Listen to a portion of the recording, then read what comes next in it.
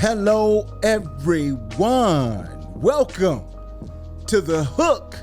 My name is Jeff Lowe, along with my co-host, Mr. Keith Butler. And we are coming from you straight from the Detroit golf course and the 6-hole studio. And man, what a lovely day in the city of Detroit. The bikers are out, the golfers are out, people are out. They're checking out the city of Detroit. They're enjoying this lovely weather. This is my favorite time of year. It's a great time, Jeff. You know, it's beautiful. The golfers are out. You know, they're having a good time on the golf course. I wish I could get out there, but I can't play golf to save my life. So. I wish I could get out there too, but I got a bad back, a bad neck, a bad eye. My golf balls go to the right and to the left. I wouldn't handle it. I couldn't be able to golf out on this course. Yeah, I'd be looking for my golf balls everywhere. Yeah, but you know what, Jeff? We've got a really big it's becoming a very important holiday or day for Black Americans. And it's not a new holiday, but it's not an old holiday, I won't say. And it's called Juneteenth. Right. And to speak of that, who do we have? We have Sharea Ayers. She is putting on a event, and I'd like to welcome Sharea Ayers to the show. Sharea, welcome to the show. How Thanks are for you? having me. Right. I'm good. How are you? Great. Hey, Sharea is a friend of my daughter's. Okay. And now this Juneteenth event that is taking place. Now, Juneteenth is a special kind of holiday. I wouldn't even say special because, you know, the things I've read about Juneteenth, I didn't like. I'm like, hey, wait a minute.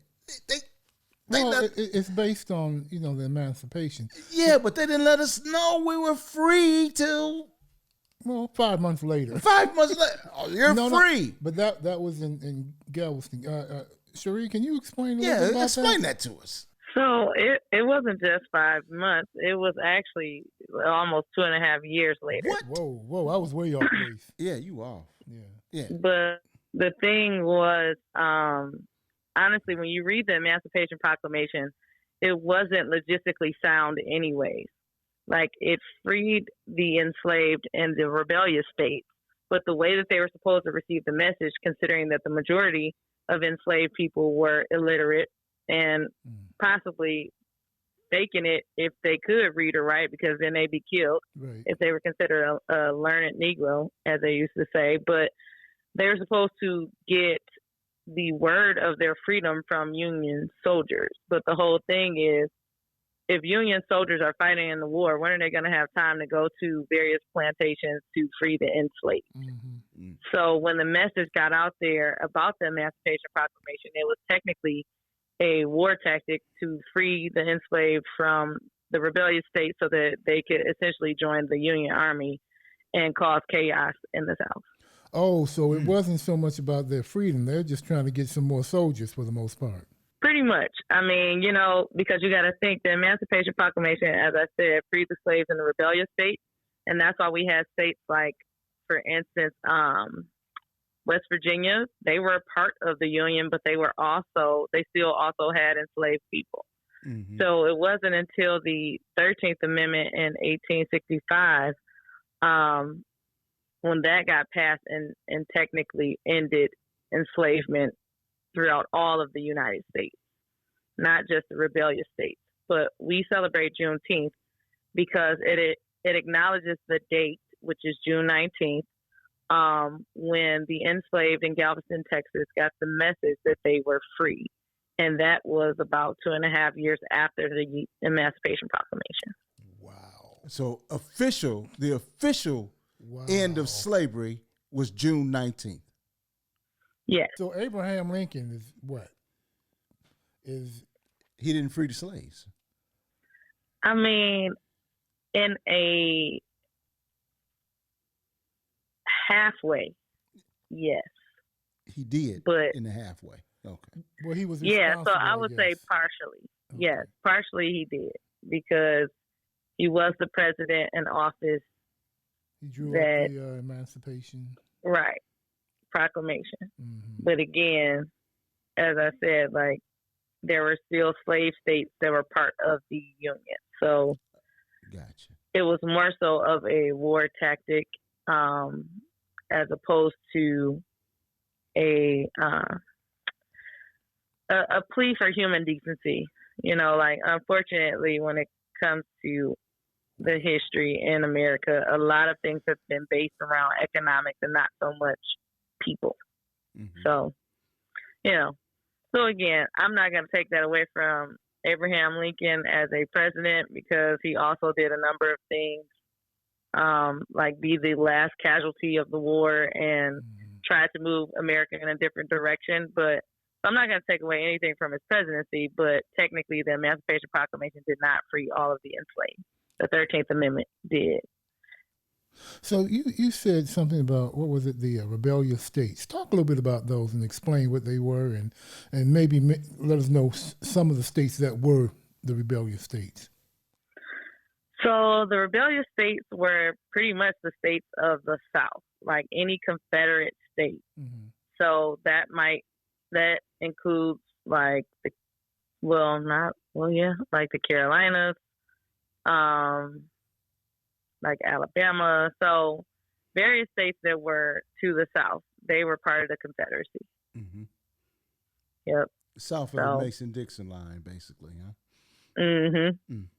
Okay. Okay, so why should we celebrate Juneteenth then? Why should that be special for us? So I think that it should be special for us, because it's an acknowledgement of our freedom. Mm-hmm. And when I say freedom, just in the sense that we have, as a people, have had to create freedom for us in so many different ways.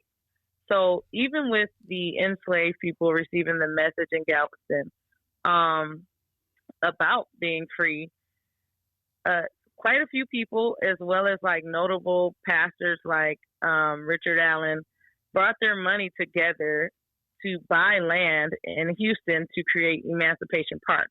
Mm-hmm. And you have to think, at the time, we still also had Jim Crow right after enslavement. Mm-hmm. And it wasn't anywhere like public parks that were for African American people. So they put their money together, bought Emancipation Park, and that became a place to celebrate Jubilee Freedom Day. And so when you think about the story of Juneteenth, it is about freedom and not so much, in my opinion, about enslavement. Like, even though that's the basis of the holiday, it's about what people did once they received the message that they were free.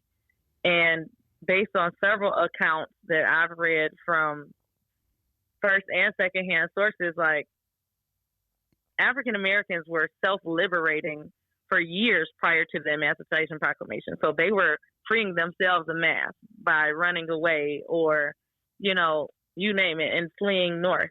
So the whole thing is that when you think about freedom and people coming together and putting their money together to build community, and we have defined freedom for ourselves in so many different ways, that it's just worth acknowledging, in my opinion. And also, like, it all started for me when I was out with my sister. At a time, unfortunately, when my dad was dying, we went out to kind of get a reprieve and celebrate St. Patrick's Day. Mm-hmm. And here we were out seeing all of these African Americans wearing green and turning up and drinking. And I'm like on my soapbox about how, like, they don't even know the history of St. Patrick, let alone their own history. And I was telling my sister, like, we need to do something about it. This is crazy. She was like, what are you going to do? And so she simply posed the question to me, like, what are you going to do? And so it resonated with me. And with that being March, I was just thinking, like, what is something I could do to help shift, or at least do something to celebrate our culture? Mm-hmm. And I was like, okay, well, Juneteenth, let's do something for Juneteenth. And so from there, the first year in 2019 when we did a celebration, I reached out to the right museum, and they were receptive to me and the idea. And then I put the call out on Facebook, and we had about 20 people show up to be part of the committee. So that's pretty much how it started for me here in the city. And on top of that, considering that Detroit is still 80% or a little bit more African American, like there needs to be things for us to acknowledge our own culture as well, because we celebrate, as I said, St. Patrick's Day, opening day, Cinco de Mayo, everything else. And I want to applaud you for that. Yeah. And tell us a little bit about some of the events that would be taking place during the celebration of Juneteenth. So this year we're going to do a Juneteenth Freedom Weekend. So it will be Friday, June 17th to Sunday, June 19th. And Friday is going to be a block party at the Eastern Market Brewing Company. And we're also going to have a signature ale available called Jubilee Gold, which is going to acknowledge one of the African American visual artists that will be at the block party. But there is going to be visual and musical artists at Eastern Market Brewing Company, as well as a live podcast with the Brews Brothers, which is a Black brewing podcast. And they talk about beer and things. So I thought that was pretty cool. So Friday is just going to be a celebration of the arts and a way to kick off the Freedom Weekend. Saturday, we're going to be on Livernois, the historic avenue of fashion. So between like Margarita and 8 Mile, we have over 50 businesses that have agreed to either give a discount, a giveaway, or provide some form of entertainment to celebrate financial freedom and Black businesses. And we're also going to have a plethora of activities. So WJZD is going to be out there. We're going to have a main stage with music. We're also going to have a kids village, a live podcast as well on Livernois, and a health and wellness fair. So we're going to have mobile screening units, and we're going to have local mental health professionals giving out information. We're also going to be giving patrons little bags, like commemorative bags, so that they can shop. And it will have promotional information and resources in there as well. So everything, it'll be a plethora of different things happening on Livernois on that Saturday, June the 18th. And then Sunday, June 19th, we're going to have a Freedom Festival at Shed 5. And that's in collaboration with Detroit chapter, NAACP, the Charles H. Wright, Metro Detroit Black Business Alliance, as well as the City of Detroit and the Eastern Market, I think it's Conservancy. So it's about, and Juneteenth Jubilee, of course, but Juneteenth Jubilee Detroit will be partnering with 5 different other organizations to put on the Freedom Festival. And that's going to be a family-friendly event that will include a number of things as well. Like vendors, and we'll have vendors also on Saturday. So it'll be a marketplace for people who don't have brick and mortar. But anywho, vendors and an adult area, a kid zone. So similar to Saturday, but the goal Saturday is to promote economic nationalism, and the goal Sunday is to be about families, because that's also Father's Day. So Juneteenth falls on Father's Day this year. Wow. When do you have time to go to work? I'm sitting here listening here with my mouth open like, holy cow. So, I mean, if somebody wants to participate in it, I guess it's too late now because, we're right at the beginning of June. But I suspect that you're going to continue to do this in the years to come. So for people who want to get involved in it in the future, how can they get in touch with you? A phone number, email, website, whatever? Well, they can follow the Juneteenth Jubilee Detroit page on Facebook and Instagram, because if you leave a message there, I will get it, or someone on the committee will receive it. So they can follow Juneteenth Jubilee Detroit on Facebook and Instagram. And they can also go to our website, which is BIT, so that's B as in boy, I as in igloo, T as in Thomas, .ly, and that's L as in Larry, Y as in Yacht, /Jubilee with a capital J, so JUBILEE, Mhm. and then that's DET, all capital with the DET. Now, So like short for Detroit. is it too late to get involved in it for this year, or can they still get involved this year? It depends on what capacity. So it's never too late to come out, of course, and Mhm. indulge in all of the festivities. But what we do, it depends on the capacity. Like I said, that's basically it, because we always need people to help promote. We always need people to come out and attend. We need volunteers. And we also, like, there is room for promotions and the little swag bags that we'll be handing out. So if it's someone with a business or anything that we can promote, will go into the bag. So no, it's not too late, but it's in limited capacity. Okay. So now, I didn't catch you at the beginning. Is this the first one, or have you? Mm-mm. Okay. So No, I've so this will mentioned actually before. be our fourth celebration as a committee. Wow. Okay. So in 2019, we partnered with the Charles H. Wright, and we did a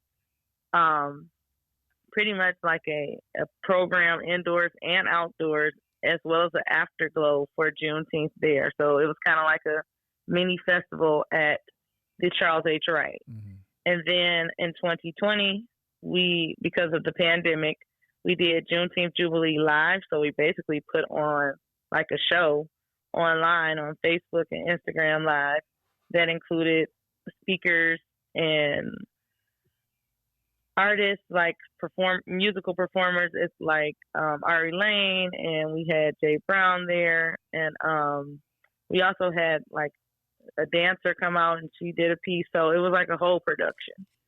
And then in 2021, we were on Livernois last year due to just, again, trying to do something COVID safe, but would also be outside to a degree. So that's when we took it to Livernois. And also, during the pandemic, I had read about a group of women that inspired me to move it from our regular type of program to Livernois. And these ladies, they were a part of the Housewives League of Detroit. And they had 3 goals, and that was to buy Black products, support Black businesses, and patronize Black professionals. And they came about in the 1930s, which was the worst time in our history economically for our country. And what they did was go to local stores and merchants to see if they met those criteria. If they didn't, they put them on a no-shop list. So 50 women from Detroit expanded to 10,000 in various African-American cities in the Midwest. And they secured 75,000 jobs for African-Americans during the 1930s. And so I was like, if these ladies were able to do that from the same city I live in the 1930s, what are we doing to support Black businesses and Black economics and collective economics now with more resources? And so, again, I presented it to the committee in 2021, and they received it. And so we took it to Livernois, pitched it to the Motor City Business Roundtable, as well as the Avenue of Fashion Business Association, and they were for it. And 2021 was our first year doing the stroll on Livernois. So this will be our second year on Livernois, our first year doing a full weekend, but our 4th year as a committee doing an event. Well, that's wonderful. Yes. That's wonderful. And I was just thinking of how you said you were impressed and encouraged by these 50 women back in the 30s. I dare say that there are going to be a lot of young ladies who are going to be very impressed and encouraged and look at you as a role model. Because, I mean, I'm just set back. I'm amazed with you. And thank you. No, you never say thank you for the truth. That's what I always say. And I'm not being nice. I mean, I'm really listening to you. It's just been mind blowing, and listening to all the work that you and your committee have put into this, just from an ideal coming from another celebration that's altogether separate from what we are, and you just took it upon yourself to say, "Hey, we're out here partying with them. Why can't we party and celebrate our own greatness?" And we need more people like that, like you and your sister and these committees, to get out and do that kind of stuff. And I'm glad that Jeff's daughter was able to find you and let us connect because you have given us a lot of information. Thank Let me ask you, is there anything at the Charles Wright Museum that's like a permanent display of Juneteenth? Or have you thought about getting that down there, something that's just there, that's always going to be there? Well, they are still. I mean, they still do programming, and like I said, they're partnering. But like a permanent display there, I'm not for certain if they have anything permanent. But I'm sure they're working on it, or I'm not sure. But Is that something you'd like to see? I think it would be, I think it would be dope as well. But it's just a matter of what their organization is willing to do and what that will look like. So I've worked with Mama Jatu and Yolanda Jack at the Charles H. Wright as well as Foxworth. So the three of them have been pretty receptive. Oh, and Carol too. But four of them have been pretty receptive, but it's still a lot of different people that they have to answer to before right. they can just say yay or nay to anything that I propose, you know? So I have to just respect that there are levels to various things, but I do think that's a great idea. So has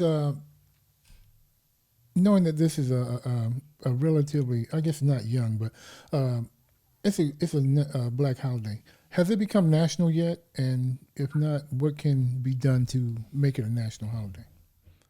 It has. It became a federal holiday last year in 2021. Yes. And, and I think that's why a lot of people still wanted to celebrate and come out last year. So it is becoming a thing more so. But it was already a state recognized holiday in 47 different states. Okay. So, and Michigan was one of them already. So we had already acknowledged Juneteenth here.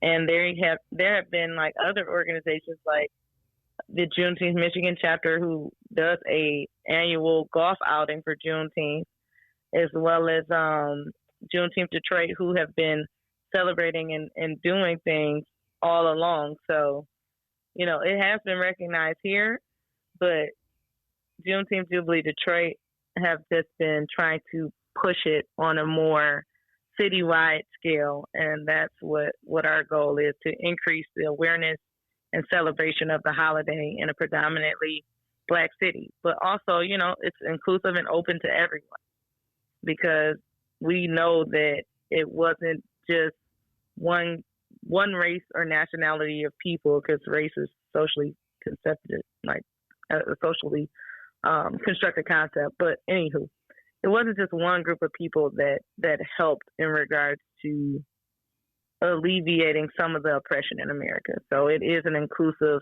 celebration for everyone. Okay, Miss Ayers, you are stunningly fabulous. If I can ask without getting too personal, how old are you? 36.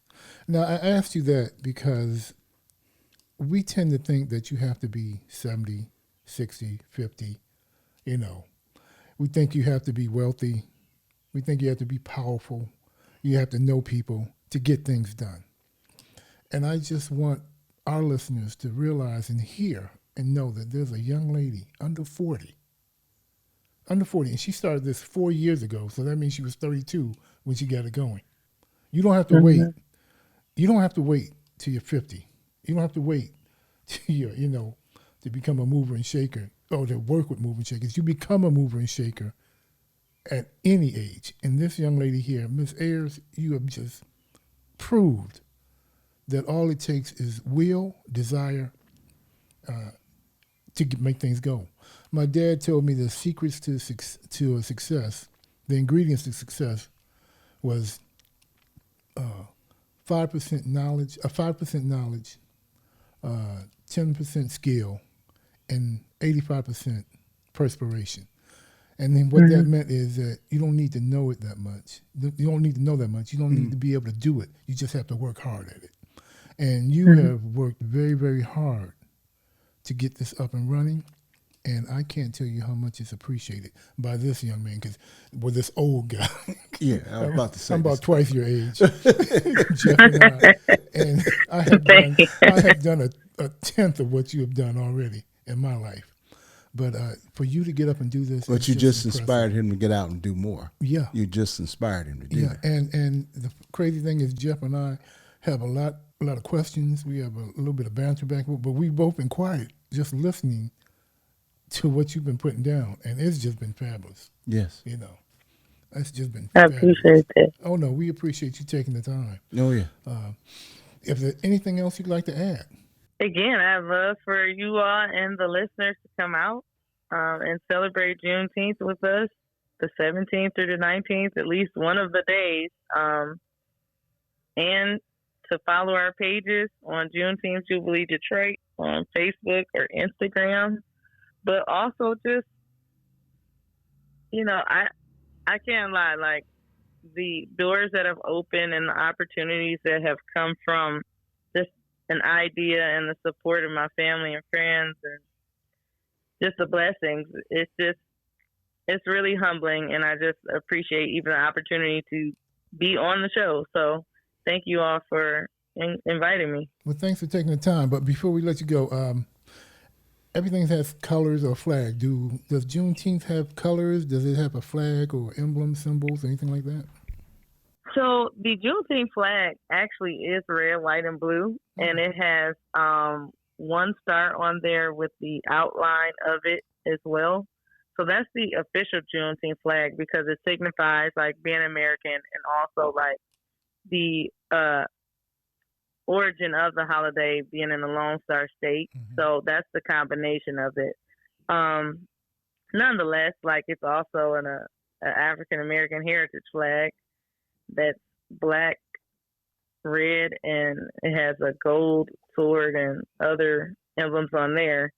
But for Juneteenth Jubilee Detroit, our primary colors are basically red, white, blue, and gold. Mm-hmm. And of course, we have red. It's a lot of red foods that are associated with Juneteenth, or red drinks to signify the bloodshed of the people. Mm-hmm. So, like, a lot of people tend to drink hibiscus tea or drink, or eat barbecue or eat red velvet cake. So it's a lot of things red that are associated, or food rather, a lot of red foods and drinks that are associated with the holiday. There is a Juneteenth flag. And then for Juneteenth Jubilee Detroit, of course, our colors are inclusive of the history.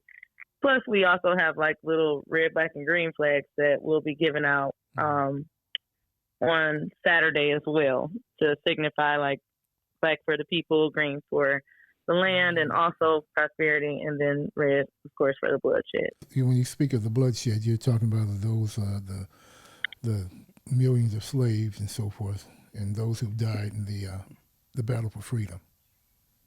Correct. Mm-hmm. Mm-hmm. All right. Okay. Well, again, I can't thank you enough. It was a great show. You are a fabulous young lady. Continue doing what you're doing, and just keep the faith, keep it going, keep pushing. And give us those dates one more time. Yeah, and the locations. Again, that's June 17th to the 19th. Friday, June 17th, we'll be celebrating a Juneteenth pretty much kickoff block party at Eastern Market Brewing Company. Saturday, we'll be on Livernois Avenue of Fashion between Margarita and 8 Mile, celebrating the Juneteenth Jubilee Stroll. And Sunday, we'll be back in the Eastern Market in Shed 5 for a family-friendly Freedom Fest. So those are the 3 dates, June 17th, 18th, and 19th. And it'll be 2 spots at Eastern Market and 1 on Livernois. All right. Okay. And there you have it, people. We'd like to thank our guest, Miss Sharea Ayers. Yes. And for a very powerful, very knowledgeable, very informative podcast. I think I'd like to say it's one of the best we've done. And we'd like to get you back next year to talk about what you've got coming up then, if that's okay. Sounds good to me. All right. All right. And there you have it. All folks. righty. There you have it, folks. This is Keith Butler coming to you from The Hook on the Six Hole Studio. We had a great podcast. I can't tell you how excited I am about this one. Our guest was fabulous. My co-host, Jeffrey Lowe. He's the man as always. We'd like to thank you for listening and stay strong. Get out, celebrate Juneteenth. Have a good time. Be safe. And remember, Hey, when they ask you where you got it from, that's right. Hey, tell them that you heard it on the